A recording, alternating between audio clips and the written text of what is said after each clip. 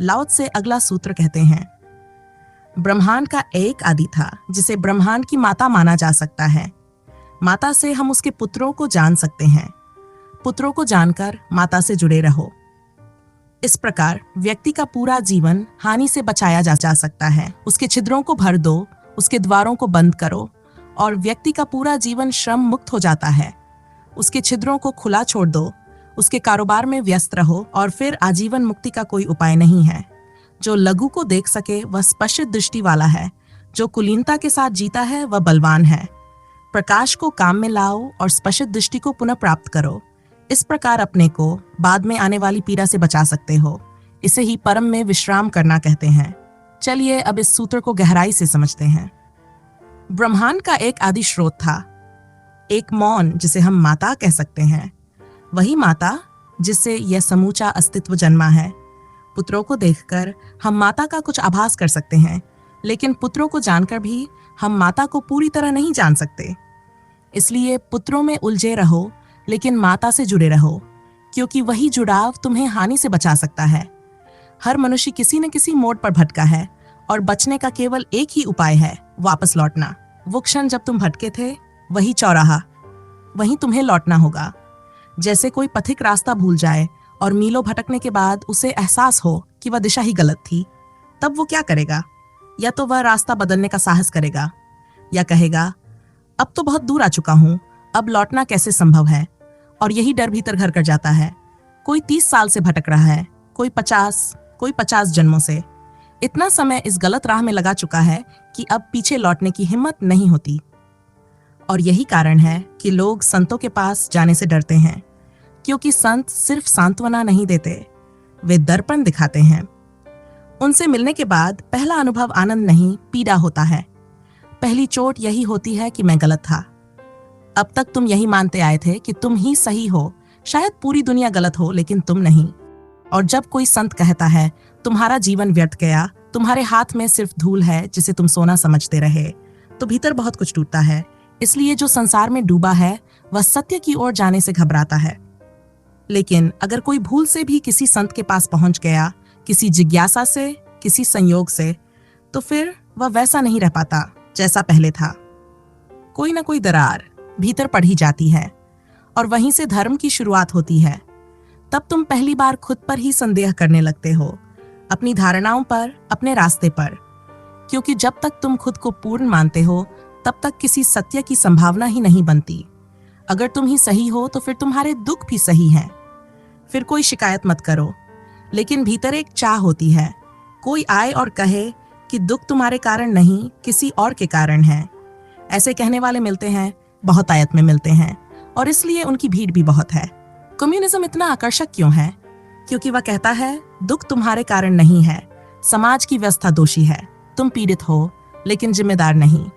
जबकि संत परंपरा, महावीर, बुद्ध, लाओ त्से, पतंजलि, कबीर, वे कहते हैं दुख तुम्हारा अपना रचा हुआ है, तुम ही इसके शिल्पकार हो, तुम ही इस नरक के निर्माता हो। और ये सुनना भीतर की गहराइयों को हिला देता है, क्योंकि तुम स्वर्ग तो खुद बनाना चाहते हो, पर नरक के लिए किसी और को जिम्मेदार कहते हो। लेकिन संत कहते हैं नहीं, जो भी है तुम्हारे ही भीतर से आया है। चाहे वो दुख हो या सुख, वह तुम्हारा ही बोया हुआ बीज है।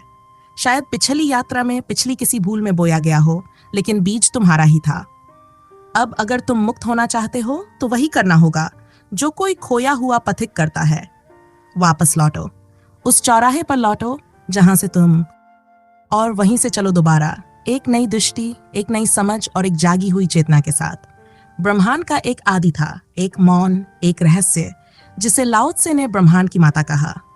और यह बहुत अद्भुत है कि लाओ त्से ने परम सत्य के लिए पिता नहीं, माता का प्रतीक चुना। पर क्यों? क्योंकि ये पूरा अस्तित्व स्वयं एक गर्भ है, जीवन को धारण करने वाला, पोषण देने वाला, सहज और समर्पित। ये स्त्री की भांति है, कोमल है, अनिवार्य है। पुरुष तो केवल एक क्षणिक घटना है। आज विज्ञान पुरुष को बदल चुका है, उसके कार्य को इंजेक्शन में सीमित कर दिया है, लेकिन स्त्री को हटाया नहीं जा सकता। क्योंकि एक स्त्री केवल जन्म नहीं देती, वह जीवन को भीतर संभालती है, उसे पालती है, ढोती है, जीती है। जैसे ये प्रकृति, यह भी एक गर्भ है।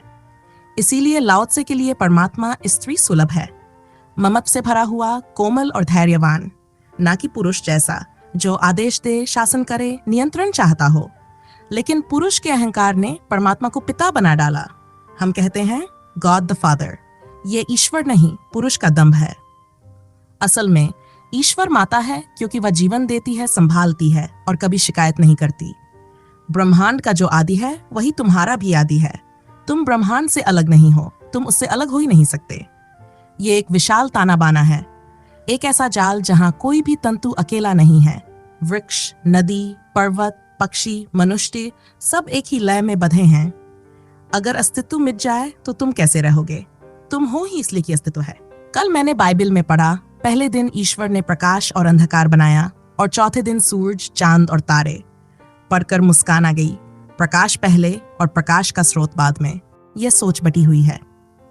यह खंडित समझ है। बच्चों के लिए कहानी हो सकती है, पर सत्य नहीं। सत्य खंडों में नहीं बटता, सत्य समग्र होता है। तुम यहाँ एक फूल को छू दो, आकाश के किसी कोने में तारे हिल सकते हैं। तुम एक कांटा तोड़ो और परमात्मा की चेतना में हलचल हो जाती है। ये जुड़ाव ही ब्रह्म है। जब तुम इस गहरे अंतर संबंध को जान लेते हो, तभी तुम परमात्मा को छूते हो। लेकिन उसे जानने का एक ही उपाय है, मूल में लौटो। जैसे गंगोत्री में गंगा सबसे निर्मल होती है, क्योंकि वहां सिर्फ वही है। जैसे जैसे वह बहती है, उससे बहुत कुछ जुड़ता चला जाता है और वह अपवित्र होती जाती है। काशी पहुंचते पहुंचते हम उसी गंगा की पूजा करते हैं जो अब शुद्ध नहीं रही, पर हमें आदत हो गई है उसके स्वरूप से। लेकिन परमात्मा को जानना है तो आदत से नहीं, मूल से जानो। सूक्ष्म में सत्य है, मूल में शुद्धता है। जैसे जैसे विस्तार होता है, वैसे वैसे भ्रम भी बढ़ते हैं। वह जो आदि में था वही शाश्वत है, वही शुद्ध है और वही ब्रह्मांड की माता है। लाओ से कहते हैं, माता से जुड़े रहो, मूल उद्गम के साथ बने रहो, फिर तुम्हारे जीवन में कोई हानि ना होगी। अपने भीतर ही उस गंगोत्री को खोज लो और उससे जुड़े रहो। कुछ भी करो, लेकिन जहां से चेतना जन्मी है उस पहले प्रकाश क्षण को पकड़ लो। उस पहले अलौकिक ज्योतिमय क्षण को जान लो और तुम समय के बाहर हो जाओगे। अगर तुमने मूल को समझ लिया, उद्गम को पहचान लिया, तो जीवन रूपांतरित हो जाएगा। लाओ से आगे कहते हैं, छिद्रों को भर दो, द्वारों को बंद करो और व्यक्ति का पूरा जीवन श्रम मुक्त हो जाता है। छिद्र क्या है? द्वार कहाँ है? छिद्र है शरीर में, द्वार है मन में, द्वार है तुम्हारी वासनाएं। जब काम वासना उठती है तो मस्तिष्क काम के धुएं से भर जाता है। विचार चलने लगते हैं, उत्तेजना घनी होने लगती है। मन में द्वार खुलता है और अंततः शरीर के छिद्रों से जीवन ऊर्जा बाहर बह जाती है। इससे थोड़ी देर के लिए राहत तो मिलती है, पर साथ ही कुछ खोया भी जाता है। वासना की हर पूर्णता के बाद विषाद आता है, क्योंकि पाया कुछ नहीं, सिर्फ खोया। ऊर्जा बाहर गई, तुम थोड़े दरिद्र हो गए। ऐसा कोई मिलना मुश्किल है जो संभोग के बाद थोड़ी उदासी से ना भरा हो, या मृत्यु के समय ऐसा व्यक्ति मिलना कठिन है जो ये ना माने कि जीवन तो सिर्फ खोते ही बीता। लाओ से कहते हैं, छिद्रों को भर दो। छिद्रों का भर जाना यानी निर्वासन को उपलब्ध होना। द्वारों को बंद करो यानी मन को दौड़ने से रोक दो, क्योंकि जब मन दौड़ता है तो शरीर को भी पीछे दौड़ना पड़ता है। जहां मन जाता है वहां शरीर को भी जाना होता है। और जब द्वार और छिद्र बंद हो जाते हैं, तब व्यक्ति भीतर परिपूर्ण हो जाता है। ना ऊर्जा बाहर जाती है, ना चित्त भटकता है। तुम अपने भीतर समृद्ध हो जाते हो, तुम आत्मवान हो जाते हो। अब तुम दीन नहीं रहते, अब तुम्हारा आनंद तुमसे है, किसी और पर निर्भर नहीं। अब तुम भिखारी नहीं रहे, अब तुम मांगते नहीं। यही सन्यास की गरिमा है, यही संत का गौरव है कि वह अपने में भर जाता है। तुम भी भर सकते हो, पर तुम छेदों से भरी बाल्टी हो। भरते भी हो, लेकिन सब बह जाता है। छिद्रों को भरो, द्वारों को रोको, लेकिन यह तभी संभव है जब तुम मूल स्रोत से जुड़े हो, क्योंकि बहुत से लोग मूल स्रोत से जुड़े बिना छिद्रों को भरने की कोशिश करते हैं और पागल हो जाते हैं। साइकोलॉजिस्ट्स कहते हैं, पागल खानों में बंद 90% लोग ऐसे हैं जिन्होंने कामवासना को दमन किया और विस्फोट के शिकार हुए। तो ऐसा मत करना। अगर तुम मूल स्रोत से जुड़े बिना अपने द्वार छिद्र बंद करोगे तो तुम्हारे भीतर भाप इकट्ठा होती जाएगी और फिर एक दिन विस्फोट होगा। फिर वही विक्षिप्तता का कारण बनती है। हिमालय में आश्रमों में कई सन्यासी यही कर रहे हैं, द्वार छिद्र बंद कर रहे हैं, लेकिन स्रोत से नहीं जुड़े, इसलिए विस्फोट होता है। वह परमात्मा से मिलना नहीं है, वह परमात्मा से सबसे बड़ी दूरी है, वह भटकाव है। पहले स्रोत से जुड़ो, पहले ध्यान में उतर जाओ, फिर रूपांतरण संभव है। पहले उस पहले क्षण को पकड़ो जहां सब शांत है, सब निर्मल है। उस क्षण में द्वार खुद ही बंद हो जाते हैं, कोई जबरदस्ती नहीं करनी पड़ती। छिद्र जैसे उपयोग ना होने से अपने आप भरने लगते हैं। तुम अपने भीतर समा जाते हो, तुम पर्याप्त हो जाते हो, तुम ऊर्जा से ऐसे भर जाते हो जैसे भीतर कोई बाढ़ आ गई हो। अब तुम्हारे भीतर कोई दीनता नहीं, कोई दरिद्रता नहीं। अब तुम पहली बार सम्राट हो जाते हो। लाओ त्से आगे कहते हैं, जो व्यक्ति कुलीनता के साथ जीता है वही वास्तव में बलवान है। पर यह कुलीनता क्या होती है? ये कोई खानदानी विरासत नहीं होती, कोई ऊंचे कुल में जन्म लेने की शर्त नहीं होती। कुलीनता का मतलब है भीतर की वह संपदा जो छिन नहीं सकती, जो टूट नहीं सकती, जो समय और परिस्थिति से परे है।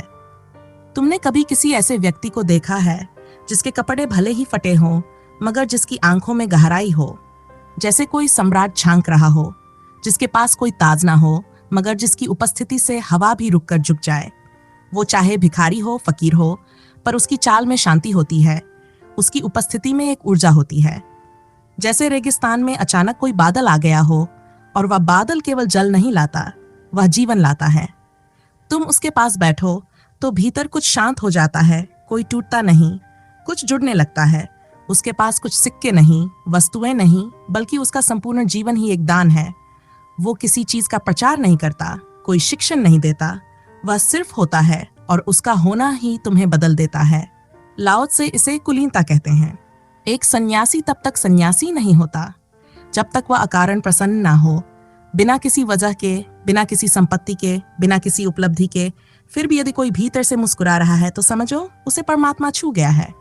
जिस दिन उसके फटे कपड़ों से भी गरिमा झलकने लगे, वही दिन है जब कुलीनता जन्म लेती है। एक अंग्रेज वैज्ञानिक ने लिखा था कि वह एक भिक्षु से मिला जो खंडहर में रहता था। मकान टूट चुका था, दीवारें झुक चुकी थीं, छत भी नहीं थी, लेकिन वह भिक्षु वहां ऐसे बैठा था जैसे किसी महल के सिंहासन पर बैठा हो। उसके बैठने का ढंग, उसकी आंखों की स्थिरता, उसका मौन, सब कुछ ऐसा था कि उस खंडहर की दीवारें भी उसके आगे झुक गई हों। वह वैज्ञानिक लिखता है कि मैंने ऐसा इंसान पहले कभी नहीं देखा। लाओ त्से कहते हैं, इसी को कुलीनता कहते हैं, क्योंकि असली कुल, असली वंश परमात्मा है। तुम्हारा जन्म किसी परिवार में नहीं, ब्रह्मांड की कोख से हुआ है। और जब तुम परमात्मा की तरह जीने लगते हो, वही क्षण होता है जब तुम कुलीन हो जाते हो। फिर तुम्हारी उम्र मायने नहीं रखती, जुर्रियां कुछ नहीं बिगाड़ पाती, दरिद्रता तुम्हें दीन नहीं बना सकती, क्योंकि अब तुम्हारी संपदा इस संसार की नहीं रही, अब वह पारलौकिक हो गई है। और यही असली संपदा है। दुनिया का धन तुम्हारी दरिद्रता को ढक तो सकता है, मिटा नहीं सकता। राजनेताओं को देखो, अमीरों को देखो, संपत्ति की ऊंचाई पर खड़े हैं मगर भीतर खोखले हैं। जो व्यक्ति बाहर की दौलत को ही संपत्ति समझता है, वह भीतर से हमेशा गरीब ही रहता है।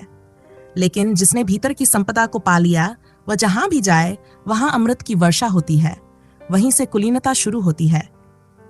लाओ त्से कहते हैं, जो लहू को देख सके वही सच में स्पष्ट दृष्टि वाला है, और जो कुलीनता के साथ जीता है वही वास्तव में बलवान है। प्रकाश को काम में लाओ, क्योंकि तुम प्रकाश से ही आए हो। प्रकाश तुम्हारा मूल स्वभाव है। उसे याद करो, उसे जगाओ, उसे जियो और अपनी वही दृष्टि फिर से प्राप्त करो, क्योंकि वह कभी तुम्हारे पास थी। इसलिए लाओ त्से कहते हैं, पुनः प्राप्त करो। कोई नई चीज नहीं है, तुमने उसे खोया है, लेकिन वह कभी तुम्हारा हिस्सा थी। कभी कभी जो हमारा होता है उसे जानने के लिए उसे खोना जरूरी हो जाता है, क्योंकि जो सदैव साथ है उसकी कीमत समझ नहीं आती। जैसे प्रकाश, तुमसे ज्यादा उसके करीब कोई और चीज नहीं, बल्कि तुम ही प्रकाश हो। तुम उसे भूल गए और शायद उसे भूलना जरूरी भी था, क्योंकि अब जब तुम उसे फिर से पाओगे तो उसका आनंद कहीं अधिक होगा। बचपन मुफ्त में मिलता है और इसलिए उसका मूल्य नहीं समझ आता। पर जब वही बच्चा बड़ा होकर साधना से, संघर्ष से उसी भोलेपन को पुनः पाता है, तब उसे समझ आता है कि वह क्या था। हर मूल्यवान चीज का मूल्य चुकाना पड़ता है। परमात्मा भी ऐसे ही गवा दिया जाता है, फिर उसे श्रम से, खोज से, साधना से पाया जाता है। खो देना अपरिहार्य है, पर खोए रह जाना मूर्खता है। लाओ त्से कहते हैं, प्रकाश को काम में लाओ और स्पष्ट दृष्टि को पुनः प्राप्त करो। इस प्रकार भविष्य की पीड़ा से बच सकते हो।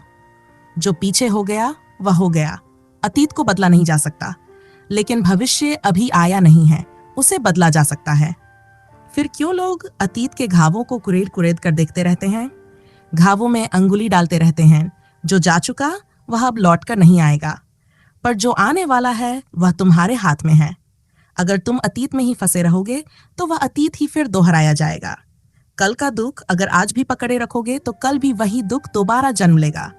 तुम्हारा भविष्य अतीत की पुनरावृत्ति बन जाएगा और यही दुर्भाग्य है।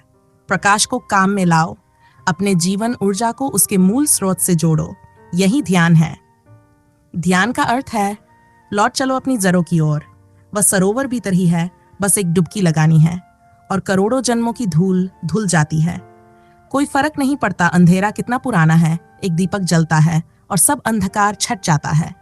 कितनी भी यात्रा की हो, कितने भी मार्ग भटके हो, एक डुबकी भीतर और सब समाप्त। पश्चाताप में मत बैठो, प्रकाश को कार्य में लाओ, ताकि जो बीत चुका वह ना दोहराया जाए, ताकि जो आने वाला है वह नया हो। सुबह की ओस जैसा, नई कली जैसा। तुम या तो गलती करते हो या फिर गलती पर पछताते हो, पर दोनों ही व्यर्थ हैं। गलत करना गलत है ही, लेकिन उसके लिए पछताना और भी व्यर्थ है। जो बीत गया उसे दफना दो। लाओ त्से कहते हैं यही है परम में विश्राम। प्रकाश को जीवित करना, भीतर उतर जाना, अपनी ऊर्जा को समेटना, यह आत्मिक समृद्धि है, यह असली कुलीनता है। और जो ऐसा कर पाता है वही परमात्मा की चोरी कर सकता है। अगर चोरी ही करनी है तो परमात्मा की करो, संग्रह ही करना है तो उसी का करो। व्यर्थ के लोभ, तुच्छ की चाह, इनसे ऊपर उठो। अगर जीना है तो उसी में जियो, मरना है तो उसी में मरो। छोटे में मत अटक जाओ, क्षुद्र में मत रम जाओ। तुम्हारे भीतर ब्रह्मांड की ज्योति है, उसे पहचानो, उसे प्रकाशित करो। तो आज इस वीडियो में इतना ही। आशा है आप इस सूत्र को जीवन में उपयोग करेंगे, केवल इसे बौद्धिक कृत्य नहीं बनाएंगे। फिर मिलेंगे अगली वीडियो में। धन्यवाद।